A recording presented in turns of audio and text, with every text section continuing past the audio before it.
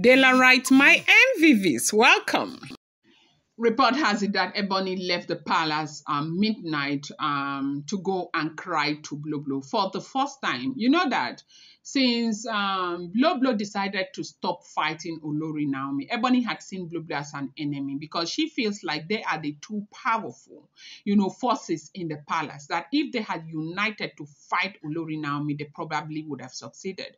The fact that Blublo backed out was what weakened her own side, and that is why Olori Naomi won. There were times where the members of that their ruling house had come to call Blublo a betrayal, that she betrayed blood for crown, right? Yes, things like this have happened. Blublo has had to go through a lot herself as well. But for the very first time, they said Ebony broke down, had nowhere to run to again, but ran to Blublo. And in front of Blublo, they said she confessed that if she had known earlier that she would have followed the footsteps of Blublo, that she wouldn't have gone ahead to continue to fight Olori Naomi, that she would have left it. We heard that when Ebony left the palace at midnight, she didn't even wait to change her, attire from where she was coming from. She was, she had her gele on. This her scarf. She was, of course, she was exhausted from where she was coming from. Apparently, she had been going from one place to the other, and maybe they kept telling her no. Maybe they kept telling her that there is nothing we can do to help you. Her gele was slightly, fallen. The bead around her wrist, juggled against each other in a mournful rhythm as she walked briskly through the palace private exit.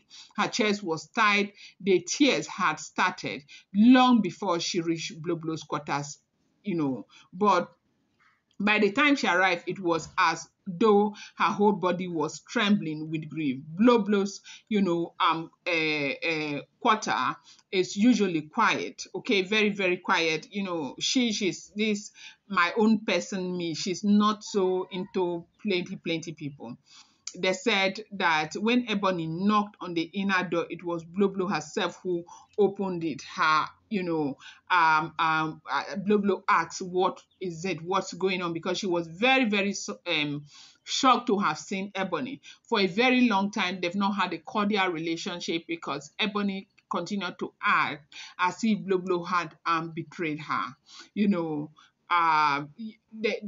It was when they said when Ebony got there, Blublo saw her. Blublo held her tight, smoothing her hair the way she had when they were little girls. Okay, Blublo is far older than Ebony, and they ended up together, right? Even though the partial schemes in the palace have complicated everything, their relationship, they stood like that for long minutes, like Blublo was just listening to her while she was talking and crying, and telling her that if she had known, she would have listened when Blublo backed out. They said when Ebony, finally finished speaking her confession, trembled out in broken fragments, Blublo listened to everything Ebony had to say, but Ebony said she was there on a mission, that she came to beg Blublo from the depth of her heart to carry her to go and meet one of their aunts, okay, and that she was on her knees begging Blublo to carry her to her aunt, so that her aunt, they said the aunt's name is Iyateni, okay. Oni respect her so much. Maybe if she talks to Kabiesi may reconsider. Okay. Yateni is somebody who has been very good to the Oni of Ife. They call her Auntie Teni, formerly called Chief Tenola Adesina, was a formidable, a matron of about 76 years. Of course, that's what she is. Now, her Iyateni is somebody that is so deeply respected. In 2015, okay, during the 10th week when the oracle priests were consulting, the Oni of Ife, the palace was consulting to determine who would ascend the ancient soul of the Oni of Ife, after the other Oni joined his ancestors. There was uncertainty. Several powerful lineages presented strong candidates. Palace gossip said some families even tried to manipulate certain Ifa divinations using heavy sacrifices to sway the outcome. It was a period of veiled trade, anxious vigil, and countless, rituals. They say it was Auntie Tenny, that is Iyateni, who broke the dreadlock. One, evening in Oshogbo, she performed a little, known rite that involved the sacred stone from the Oshun Oshogbo Grove and ancestral water mixed with rare forest herb. Only a handful of priestesses still know the correct incantation, and Tenny was one.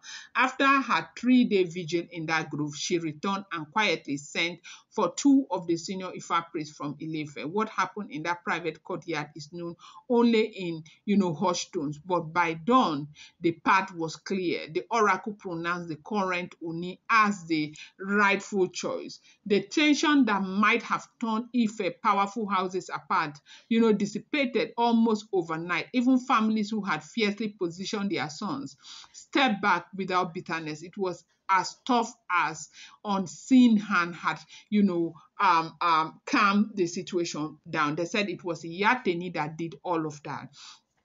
She was instrumental to picking the Oni of Ife, even though Kabiyesi has all the credentials and everything. But no matter how strong a candidate is, when it comes to this kind of situations, you have people who want to fight, who feel like they are more better than the candidate. That was exactly what happened.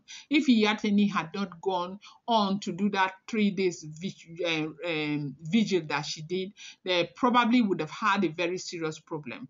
So because of this, Kabiyesi has a lot of respect for this Iyateni, and anything that woman says stands. But something is who is Blublo, who is close to this Iyateni. Yes, is it Iyateni? Obateni. Yeah, is Blublo who has that kind of mother-daughter relationship with that Teni, even though that Teni is coming from the Lafugidi ruling dynasty.